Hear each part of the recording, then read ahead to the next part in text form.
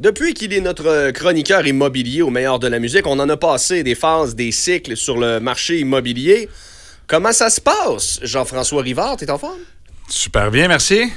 L'état du marché en ce moment, écoute, ce serait facile pour quelqu'un qui suit ça juste de loin, là, tu sais, qui fait du cherry picking d'informations, là, de se dire, crime, ça va pas bien, les taux d'intérêt montent, tout ça. De quoi ça. C'est quoi l'impact actuellement sur le marché immobilier, les récentes hausses de taux d'intérêt?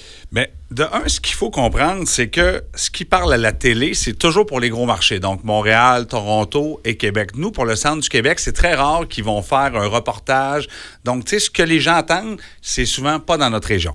Mais, tu sais, pour nous ici, le centre du Québec, c'est des années qui sont différentes. Donc, la pandémie est terminée. Les offres multiples sont plus monnaie courante, mais sont du bonus. Ça arrive encore. Et les délais de vente ont commencé à être un petit peu plus longs. Donc, tu sais...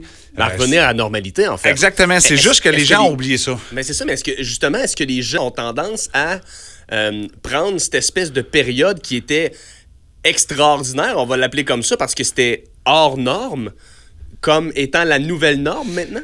Oui, ça, c'est mon travail qui est à réexpliquer ça un peu. Mais c'est, exemple, on revient comme en 2019, vendre une maison aux alentours de 300 à 400 000, ça prenait 12 mois.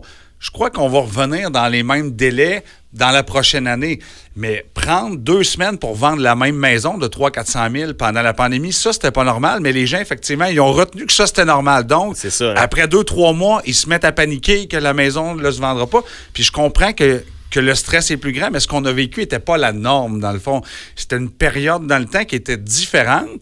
Et là, je crois qu'on revient vers un marché qui est un peu plus calme également. Est-ce que tu as vu avec des clients, des clientes dans les dernières semaines, dans les derniers mois, des gens qui, justement, avaient besoin d'être rassurés par rapport à ça parce qu'ils arrivaient avec certaines idées préconçues, puis là, tu dis, t'as peu une minute, là. Bien, ça, moi, je te dirais même que ça m'arrive à tous les jours. Okay. Exemple, on vend à Victoriaville, on a notre meilleur ami qui est à Montréal. Lui, ce qui se passe à Montréal n'est pas du tout comme ici. Donc, c'est normal que ce qui se passe dans notre région ne soit pas nécessairement partout pareil. Fait que c'est vraiment un travail d'éducation, d'explication. Puis nous, c'est des statistiques, dans le fond. Tu sais, c'est pas moi qui va décider en combien de temps une maison se vend. Je comprends. C'est une moyenne. Donc, on prend les 12 dernières ventes d'une maison similaire, puis là, on va expliquer genre aux propriétaires à ce qu'on s'attend.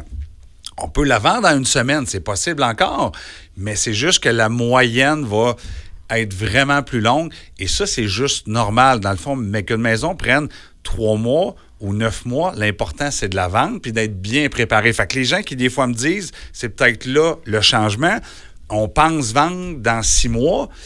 Bien, dans 6 mois, si on a une moyenne de jours sur le marché de 12 mois, il faut se mettre à commencer tout de suite parce qu'on va peut-être manquer le bateau, là. Oui, puis est-ce qu'à ces gens-là aussi, tu vas des fois suggérer d'être un peu moins regardant sur les conditions de vente? Parce que, tu sais, ça aussi, c'est quelque chose auquel on s'est habitué. Au-delà du délai de la vente en pandémie, le fait de pouvoir choisir la famille qui vivrait dans notre ancienne maison, le fait de pouvoir dire, écoute, je te laisse pas les rideaux, je te laisse pas le lave-vaisselle, je pars avec la piscine.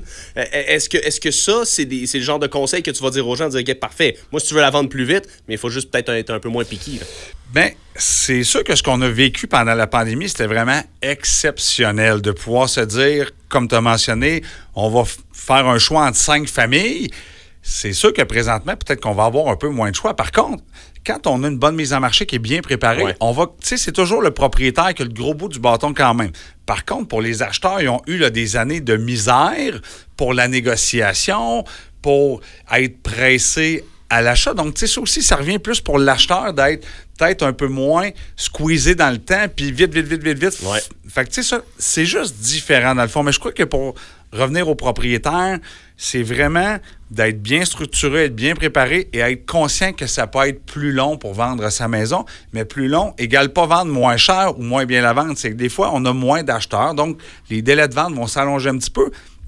Mais nous, présentement, les prix sont encore à des prix qui n'ont presque pas été modifiés durant les 3-4 dernières années. Fait que ce qu'on a gagné pendant la pandémie, jusqu'à présent, on ne l'a pas perdu. Jusqu'à présent, peut-être que dans 1 an ou 2, la tendance va être différente, mais tu sais, tout ce qui est propriété de 200 à 300 000, nous, ça va, selon moi, là, ça va garder là, ça a une très bonne valeur pour les prochaines années.